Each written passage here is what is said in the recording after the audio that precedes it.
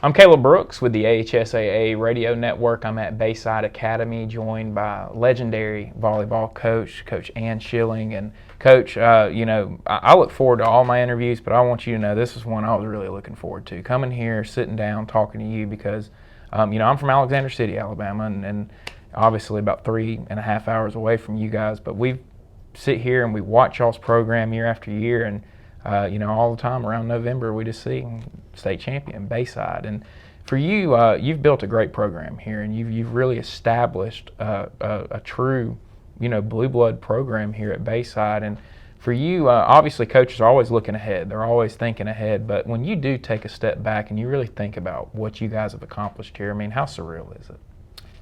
Yeah, it's crazy. It's crazy. it really is. But I've just had some really good kids along the way, and we just kind of built this thing on a lot of character and really from the inside out, and I think that's really helped us. This is a place that kids start going to school here in kindergarten, and they stay at the same campus, the same spot, and they come all the way through, and you guys are really able to see them grow from kindergarten up. And for you to think back on some of the girls that you're coaching now, and then thinking it probably seems like just a short time that they were in kindergarten and now they're up here with you, but to have the ability to see your students, see your players grow up, not everybody gets that. Not many places really get that. No. Because everything's separated. So how unique is that here at Bayside? It's fun, and you just see the kids getting out of, even in the car line, they're like, I want to play for you. You know what I mean? You're getting them out of the car, and they say stuff like that, and it's so cute. And then all of a sudden, 10 years goes by, and there they are.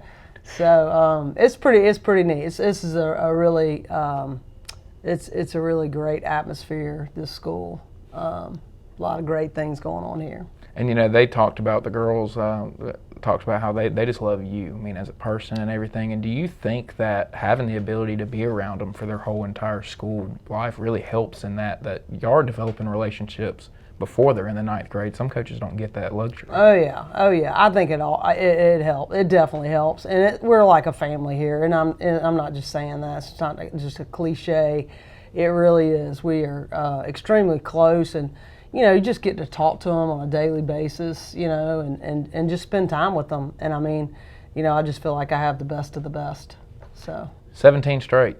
That's a number that I'm not sure you're going to find many programs in any sport that are able to accomplish that. And when the streak started, you guys started winning, back to back, then 3-peat, and then 4-peat. Do you ever think that it could ever get to this number? No, just wanted to win one, but you kind of get hungry after you win one, you want to win two, and then after you win two, you want to win three.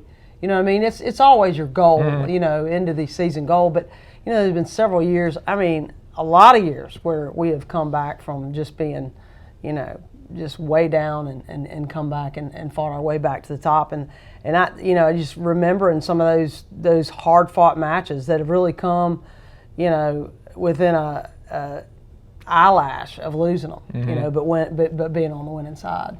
I think that's what is kind of amazing, is there has been some years where people kind of look at y'all and then they go, I don't know if this year is going to happen. I don't know if it'll happen this year, and y'all just somehow find a way. Last year was one of those. We were hurt a lot the season, and at the end of the season we got beat in the super regionals, and then we didn't get beat bad, but there were some question marks, mm-hmm. and we weren't picked to win it on AL.com. But the kids are they're phenomenal. They really are. Do you kind of see it in your girls? I kind of asked them this question, but do you see with them now that they just feel like they're supposed to win? When you have a team that has that mindset, it's easy to go out there and have confidence in themselves, but do you see that with these girls now, is they feel like we are supposed to win? Yeah, they do. They go out there, I tell them all the time, your thoughts become your actions. And, if you think you're going to lose, you're most likely going to lose. But if you think you're going to win, and we've got, we're probably maybe not the most talented team, but we definitely have enough weapons to beat anybody in this state. But I just think it's just your mental attitude is just it's just really important, and I think that's the way they go in there. I was talking to you a little bit earlier about scheduling and the way that you scheduled and stuff, and Do you ever get teams now that kind of go, Coach, well, I don't think we want to play y'all this year? Yeah, a few, they do. They'll dial you up, when they figure, you lose like 5 seniors, they'll be ringing your phone off the hook. But, yeah, I mean, a little bit of that. But, for the most part, I think everybody kind of realize, well, not everybody, but I think people are seeing, hey, the way to get better is sometimes getting beat. You don't really lose, you learn. We learn after a loss, And, I was talking to you a little bit beforehand about, y'all just played Spanish Fort for the second time this year already and got beat by them in 5 sets. Obviously a great match there. But playing those type of teams and seeing that type of competition, not only does it make your team better, but, it has to make you better as a coach also to go out there and coach against that type of competition. Oh, yeah, it does. And, when you play teams like that, you get to really kind of see your weaknesses and, and then you go back and just like yesterday, we just made some adjustments, and it's just about tweaking. It starts and you kind of tweak it, and then about mid-season we'll have pretty much what we will have hopefully at the end, barring nobody gets injured. How have you established this program the way that you have? I mean, because it's easy for coaches to get complacent. So, how do you stay motivated every year, and how do you never let yourself get complacent as a coach? I love what I do. It doesn't feel like I really come to work, I just love what I do. And I think when you love what you do and you really don't feel like it's work, then, I want to do my best for them.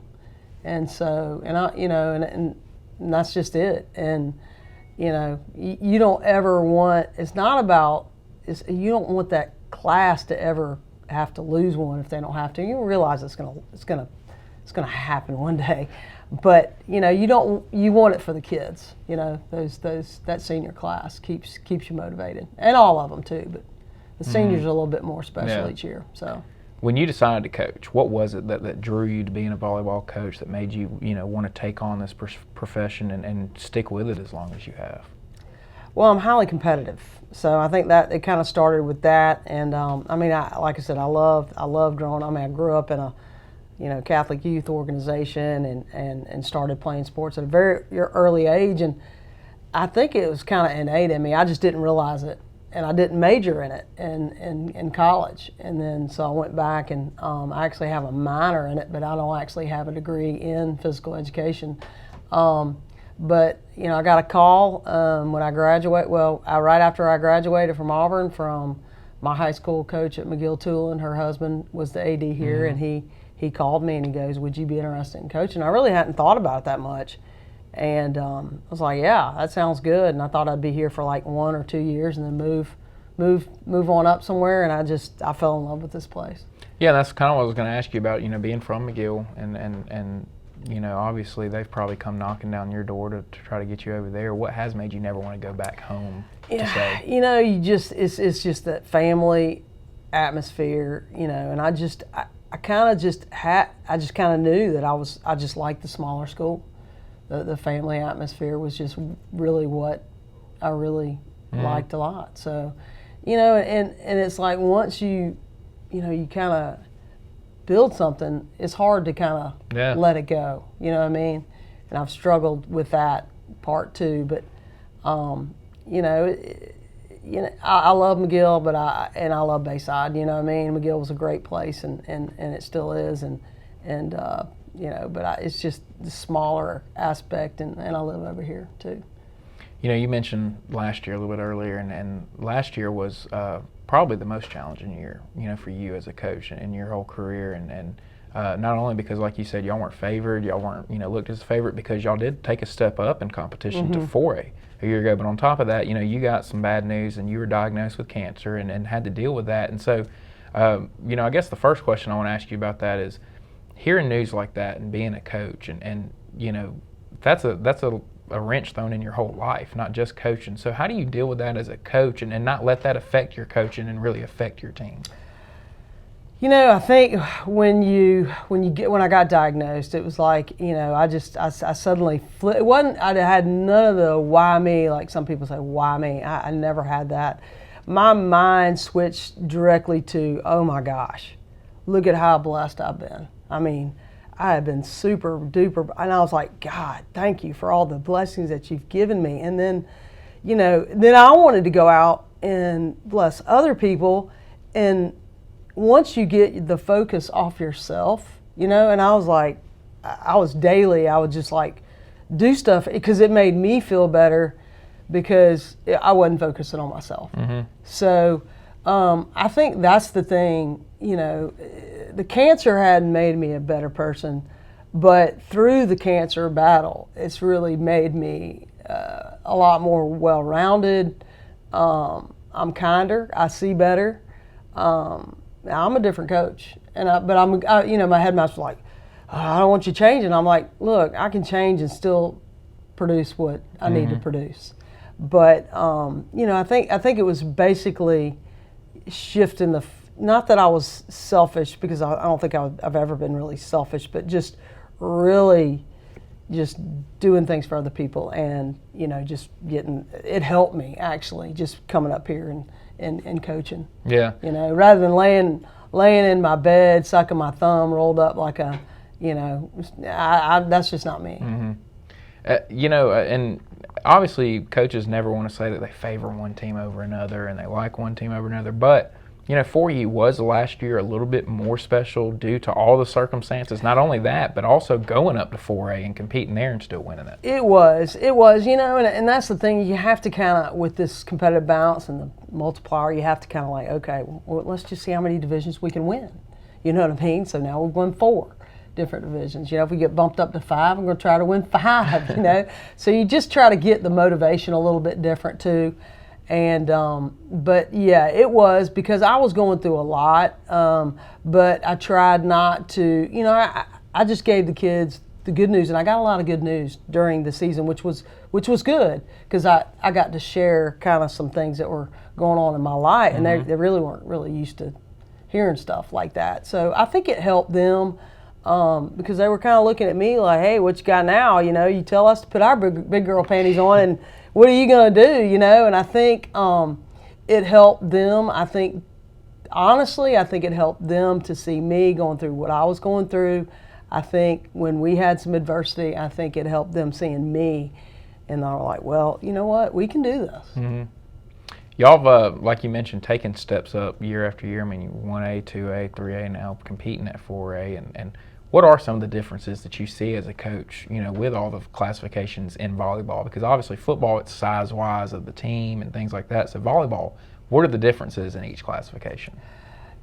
Just more athletes. Just more athletes. Not necessarily. I mean, some teams are bigger, but just more athletic. You just get a little bit more athletic. But some of the smaller schools, volleyball is it's kind of a neat sport because.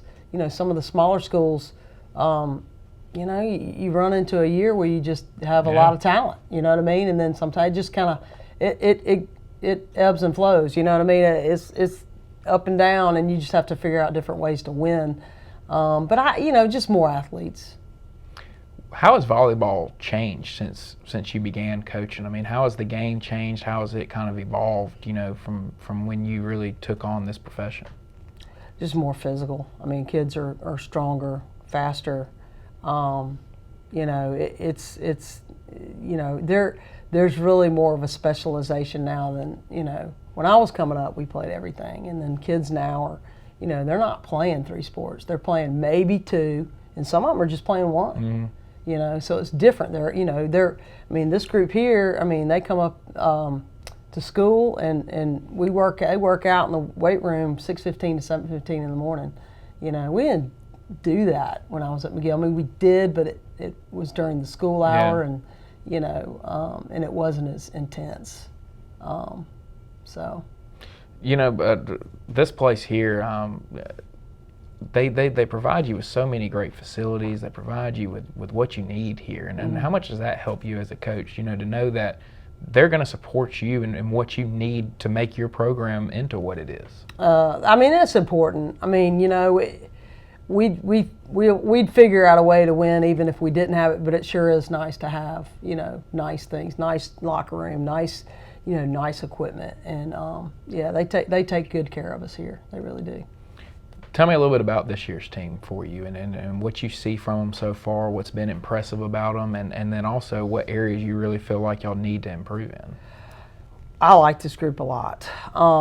You know, I mean, Jackie and Catherine, they're doing a great job, you know, leadership-wise. You know, they're just, I feel like I have the best of the best.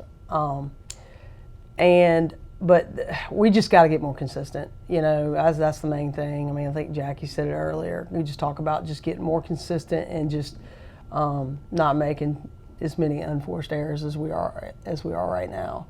But it'll get better. And, you know, I'm going to tweak the lineup a little bit here and there and, you know, make some adjustments and changes. And you know, I think that's going to help us a lot too. This is kind of the, you know, start of kind of like we start settling in on a lineup and kind of doing things this weekend of our tournament. So.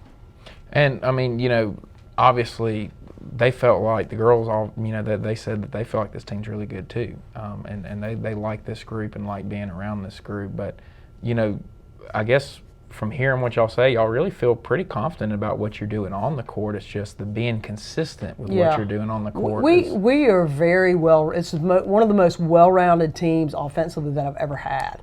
I mean, you know, we've got several different kids that can swing, and I mean that's going to help us in the long run.